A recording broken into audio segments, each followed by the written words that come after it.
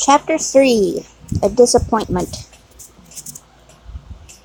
Mr. Attorney General had to inform the jury that the prisoner before them, though young in years, was old in the treasonable practices which claimed the forfeit of his life, that the correspondence with the public enemy was not a correspondence of today, or yesterday, or even last year, or of the year before, that it was certain the prisoner had, for longer than that, been in the habit of passing and repassing between France and England, on secret business of which he could give no honest account, that if it were in the nature of traitorous ways to thrive, which happily it never was, the real wickedness and guilt of his business might have remained undiscovered, that Providence, however, had put it into the heart of a person who was beyond fear and beyond reproach, to ferret out the nature of the prisoner's schemes, and, struck with horror, to disclose them to His Majesty's Chief Secretary of State, the most honorable Privy Council,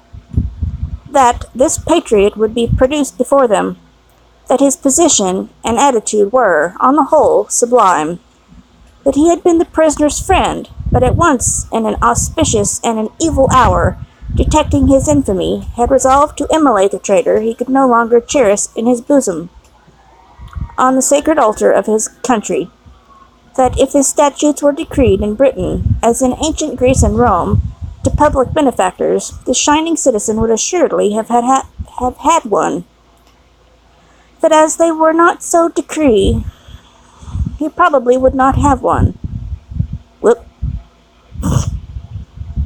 Ignore that last one.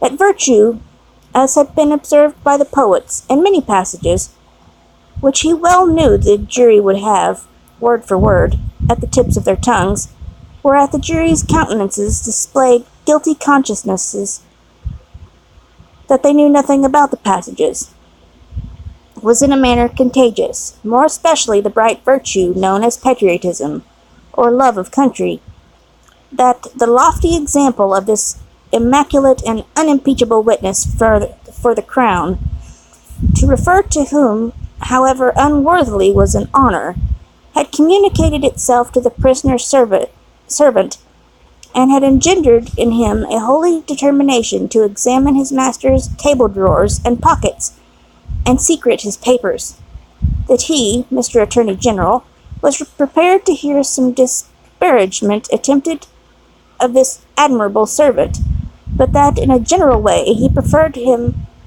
to his, Mr. Attorney General's, brothers and sisters, and honored him more than his, Mr. Attorney General's, father and mother, that he called with confidence on the jury to come and do likewise, that the evidence of these two witnesses, coupled with the documents of their discovering that would be produced, would show the prisoner to have been furnished with lists of His Majesty's forces, and of their disposition and preparation, both by sea and land, and would leave no doubt that he had habitually conveyed such information to a hostile power, that these lists could not be proved to be the prisoner's handwriting, but that it was all the same, that indeed it was rather the better for the prosecution, as showing the prisoner to be artful in his precautions, that the proof would go back 5 years, and would show the prisoner already engaged in these pernicious missions, within a few weeks before the date of the very first action fought between the British troops and the Americans, that for these reasons the jury,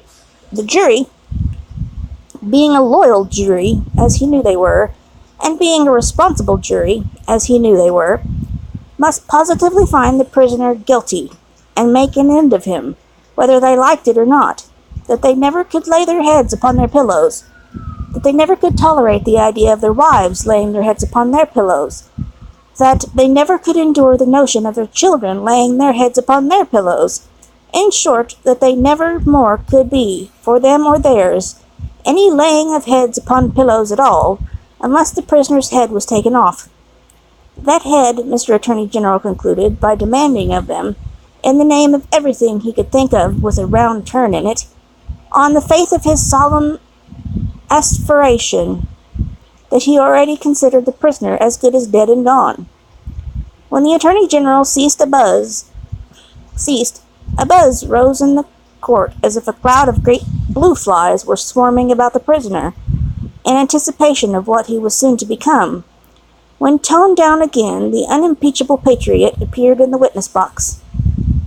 Mr. Solicitor General then, following his leader's lead, examined the patriot, John Barsad, gentleman by name. The story of his pure soul was exactly what Mr. Attorney General had described it to be. Perhaps, if it had a fault, a little too exactly. Having released his noble bosom of its burden, he would have modestly withdrawn himself, but that the Whig gentleman with the papers before him, sitting not far from Mr. Lorry, begged to ask him a few questions. The Whig gentleman sitting opposite, still looking at the ceiling of the court. Had he ever been a spy himself? No, he scorned the base insinuation. What did he live upon? His property. Where was his property? He didn't precisely remember where it was. What was it? No business of anybody's. Had he inherited it? Yes, he had. From whom? Distant relation. Very distant? Rather. Ever been in prison? Certainly not. Never in a debtor's prison? Didn't see what that had to do with it. Never in a debtor's prison? Come once again? Never? Yes. How many times? 2 or 3 times. Not 5 or 6? Perhaps. Of what profession? Gentleman. Ever been kicked? Might have been. Frequently? No. Ever kicked downstairs? Decidedly not. Once received a kick on the top of a staircase, and fell downstairs of his own accord. Kicked on that occasion for cheating at dice? Something to that effect was said by the intoxicated liar who committed the assault, but it was not true. Swear it was not true? Positively. Ever lived by cheating at play? Never.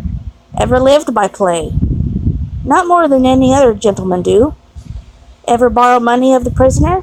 Yes. Ever pay him? No. Was not this intimacy with the prisoner in reality a very slight one, forced upon the prisoner in coaches' inns and packets? No. Sure he saw the prisoner with these lists? Certain. Knew no more about the lists? No. Had procured them himself, for instance? No. Expect to get anything by this evidence? No. Not in regular government pay or in employment to lay traps? Oh dear, no. Or to do anything? Oh dear, no.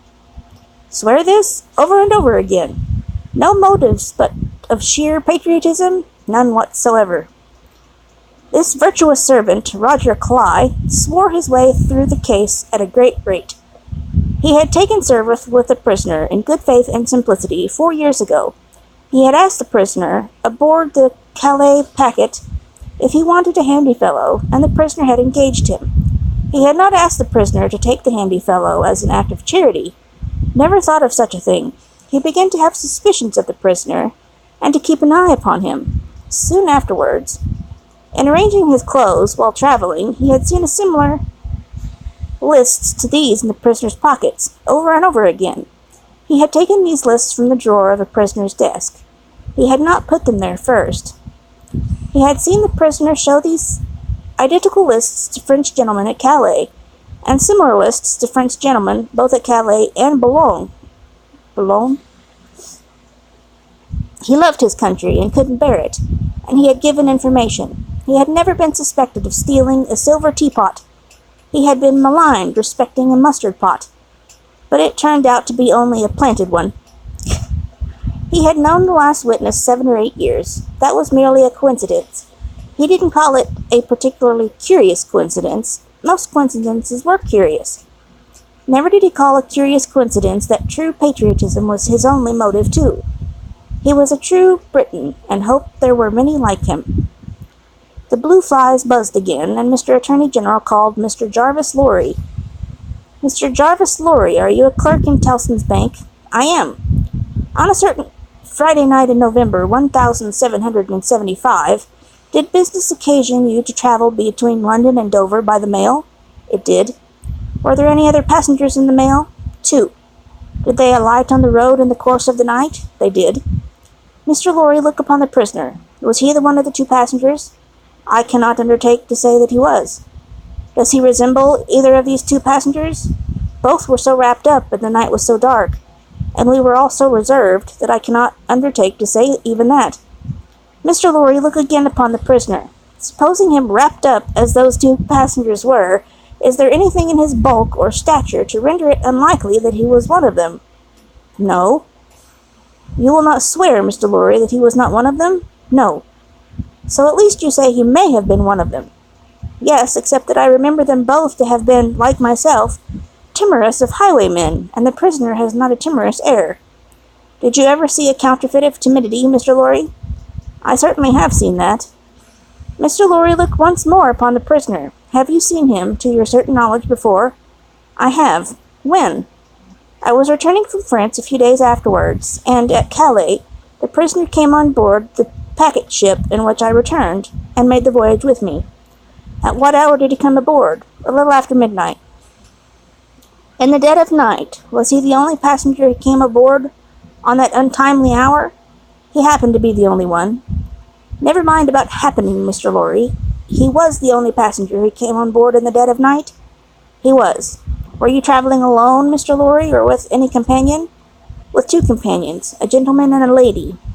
There they are. They are here. You had any conversation with the prisoner? Hardly any. The weather was stormy, and the passage long and rough, and I lay on a sofa, almost from shore to shore. Miss Manette, the young lady to whom all eyes had been turned before, and were now turned again, stood up where she had sat. Her father rose with her, and kept her hand down through his arm. Miss Manette looked upon the prisoner. To be confronted with such pity and such earnest youth and beauty was far more trying to the accused than to be confronted with all the crowd.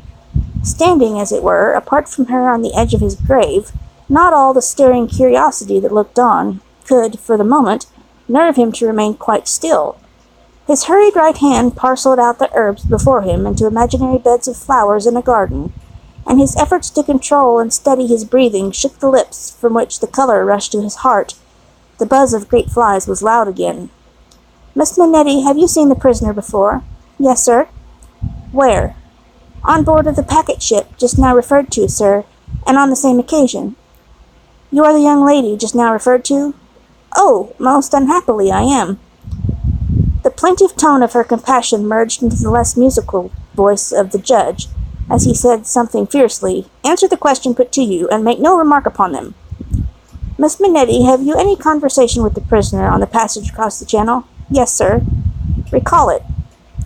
In the midst of a profound stillness, she faintly began. When the gentleman came on board— Do you mean the prisoner? Inquired the judge, knitting his brows. Yes, my lord. Then say the prisoner. When the prisoner came on board, he noticed that my father, turning her eyes lovingly to him as he stood beside her, was much fatigued and in a very weak state of health. My father was so reduced that I was afraid to take him out of the air, and I had made a bed for him on the deck near the cabin steps, and I sat on the deck at his side to care for him. There were no other passengers that night but we four.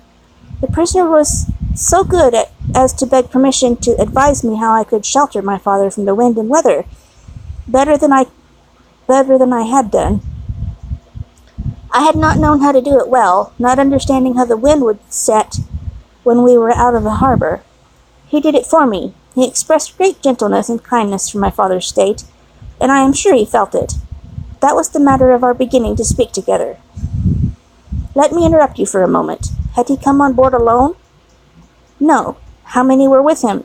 2 French gentlemen. Had they conferred together? They had conferred together until the last moment, when it was necessary for the French gentlemen to be landed in their boat. Had any papers been handed about among them, similar to these lists? Some papers had been handed about among them, but I don't know what papers. Like these in shape and size? Possibly, but indeed I don't know, although they stood whispering very near to me, because they stood at the top of the cabin steps to have the light of the lamp that was hanging there. It was a dull lamp, and they spoke very low, and I did not hear what they said, and saw only that they looked at papers. Now, to the prisoner's conversation, Miss Manette. The prisoner was as open in his confidence with me, which arose out of my helpless situation, as he was kind and good and useful to my father. I hope, bursting into tears, I may not repay him by doing him harm today.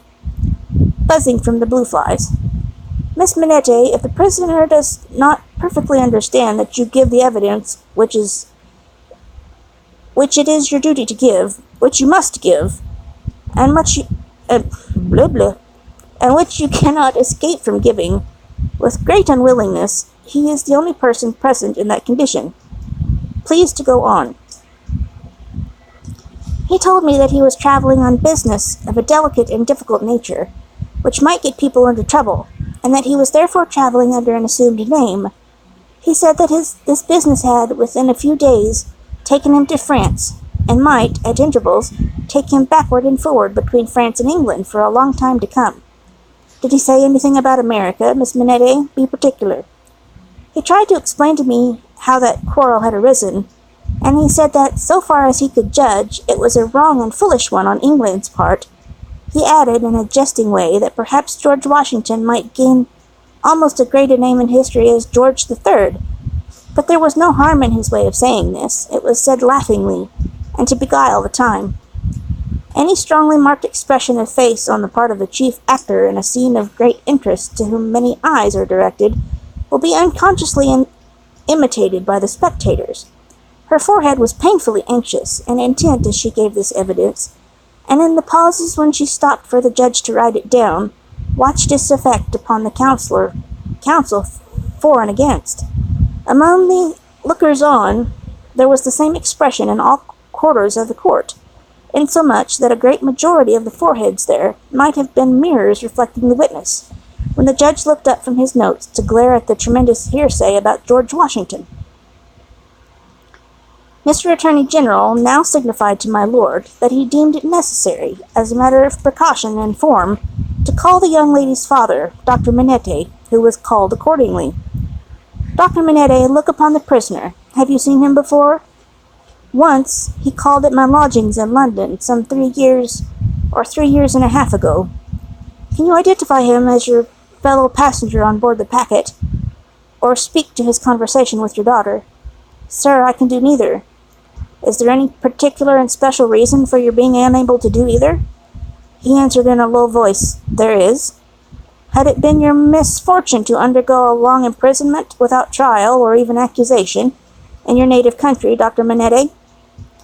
He answered in a tone that went to every heart, A long imprisonment. Were you newly released on that occasion in question? They tell me so. Have you no remembrance of the occasion? None. My mind is blank for some time. I cannot even say what time, when I employed myself in my captivity in making shoes, to the time when I found myself living in London with my dear daughter here. She had become familiar to me, when a gracious God restored my faculties, but I am quite unable even to say how she had become familiar. I have no remembrance of the process. Mr. Attorney General sat down, and the father and daughter sat down together. A singular circumstance then arose in the case, the object in hand being to show that the prisoner went down with some fellow plotter untracked in the Dover mail on that Friday night in November 5 years ago, and got out of the mail in the night, as a blind, at a place where he did not remain, but for which he traveled back some dozen miles or so, or more, to a garrison and dockyard, and there collected information. A witness was called to identify him as having been at the precise time required in the coffee room of a hotel in that garrison and dockyard town, waiting for another person. The prisoner's counsel was cross-examining this witness with no result, except that he had never seen the prisoner on any other occasion, when the wigged gentleman, who had all this time been looking at the ceiling of the court, wrote a word or two on a little piece of paper, screwed it up, and tossed it to him. Opening this piece of paper in the next pause, the counsel looked with great attention and curiosity at the prisoner. You say again you are quite sure that it was the prisoner? The witness was quite sure. Did you ever see anybody very like the prisoner? Not so like, the witness said, as that he could be mistaken. Look well upon that gentleman, my learned friend there, pointing to him who had tossed the paper over, and then look well upon the prisoner. How say you, are they very like each other? Allowing for my learned friend's appearance being careless and slovenly, if not debauched, they were sufficiently like each other to surprise.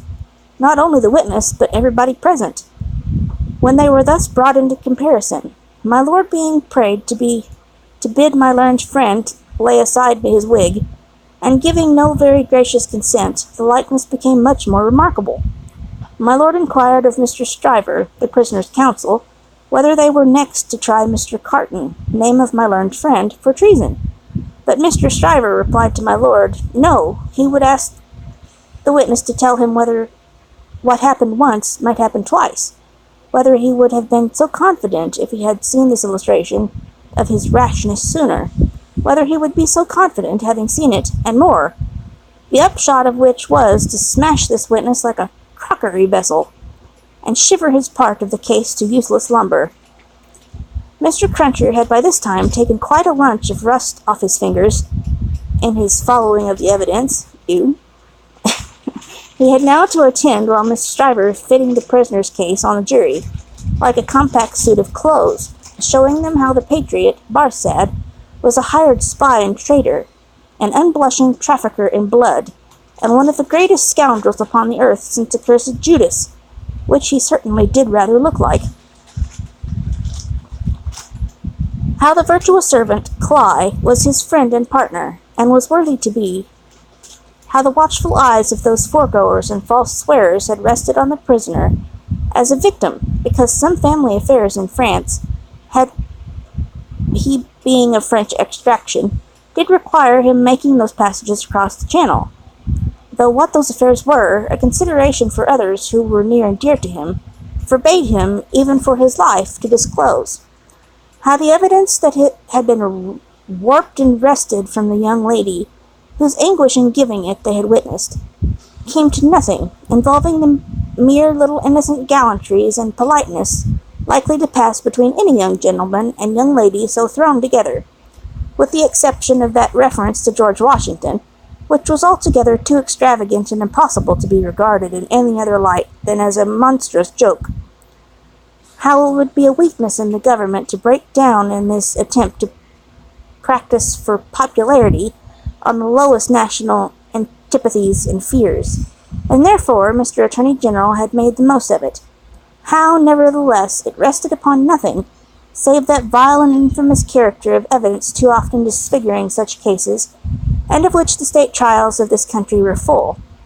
But there my lord interposed, with as grave face as it had not been true, saying that he could not sit upon that bench and suffer those illusions.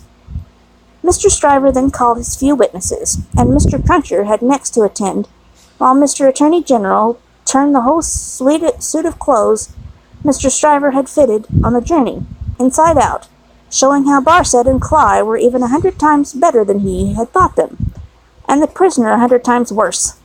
Lastly came my lord himself, turning the suit of clothes, now inside out, now outside in, but on the whole decidedly trimming and shaping them into grave clothes for the prisoner.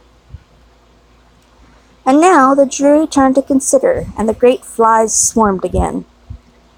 Mr. Carton, who had so long sat looking at the ceiling of the court, changed neither his place nor his attitude, even in this excitement, while his learned friend, Mr. Stryver, massing his papers before him, whispered with those who sat near, and from time to time glanced anxiously at the jury, while all the spectators moved more or less, and grouped themselves anew, while even my lord himself rose from his seat, and slowly paced up and down his platform, not unattended by a suspicion in the minds of the audience that his state was feverish. This one man sat leaning back, with his torn gown half off him, his untidy wig put on just as it had happened to light on his head after its removal, his hands in his pockets and his eyes in the ceiling as they had been all day. Something especially reckless in his demeanor not only gave him a disreputable look, but so diminished the strong resemblance he undoubtedly bore to the prisoner, which his momentary earnestness, when they were compared together, had strengthened, that many of the onlookers, taking note of him now, said to one another they would hardly have thought the two were so alike. Mr. Cruncher made the observation to his next neighbor, and added, "I'd hold half a guinea that he don't get no law work to do. Don't look like the sort of one to get any, do he?" Yet this Mr. Carton took in more of the details of the scene than he appeared to take in. For now, when Miss Minetti's head dropped upon her father's breast, he was the first to see it, and to say audibly, "Officer, look at that young lady. Help the gentleman to take her out. Don't you see she will fall?" There was much commiseration for her as she was removed, and much sympathy with her father. It had evidently been a great distress to him to have the days of his imprisonment recalled. He had shown strong internal agitation when he was questioned, and that pondering or brooding look which made him old had been upon him like a heavy cloud ever since. As he passed out, the jury, who had turned back and paused a moment, spoke through their foreman. They were not agreed, and wished to retire. My lord, perhaps with the George Washington on his mind, showed some surprise that they were not agreed, but signified his pleasure that they should retire under watch and ward, and retire himself. The trial had lasted all day, and the lamps in the court were now being lighted. It began to be rumored that the jury would be out a long while. The spectators dropped off to get refreshment, and the prisoner withdrew to the back of the dock and sat down. Mr. Lorry, who had gone out when the young lady and her father went out, now reappeared, and beckoned to Jerry, who in the slackened interest could easily get near him. "Jerry, if you wish to take something to eat, you can, but keep in the way. You will be sure to hear when the jury comes in. Don't be a moment behind them, for I want you to take the verdict back to the bank. You are the quickest messenger I know, and will get to Temple Bar long before I can." Jerry had just enough forehead to knuckle, and he knuckled it in acknowledgment of this communication, and a shilling. Mr. Carton came up at the moment, and touched Mr. Lorry on the arm. "How is the young lady?" "She is greatly distressed, but her father is comforting her, and she feels the better for being out of court. I'll tell the prisoner so. It won't do for a respectable bank gentleman like you to be seen speaking to him publicly, you know." Mr. Lorry reddened as if he were conscious of having debated the point in his mind, and Mr. Carton made his way to the outside of the bar. The way out of the court lay in that direction, and Jerry followed him, all eyes and ears and spikes. "Mr. Darnay." The prisoner came forward directly. "You will naturally be anxious to hear of the witness, Miss Minette. She will do very well. You have seen the worst of her agitation. I am deeply sorry to have been the cause of it. Could you tell her so for me, with my fervent acknowledgments?" "Yes, I could. I will, if you ask it." Mr. Carton's manner was so careless as to be almost insolent. He stood, half-turned from the prisoner, lounging with his elbow against the bar. "I do ask it. Accept my cordial thanks." "What," said Carton, still half only turned toward him, "do you expect, Mr. Darnay?" "The worst." "It's the wisest thing to expect, and the likeliest, but I think their withdrawing is in your favor." Loitering on the way out of court not being allowed, Jerry heard no more, but left them.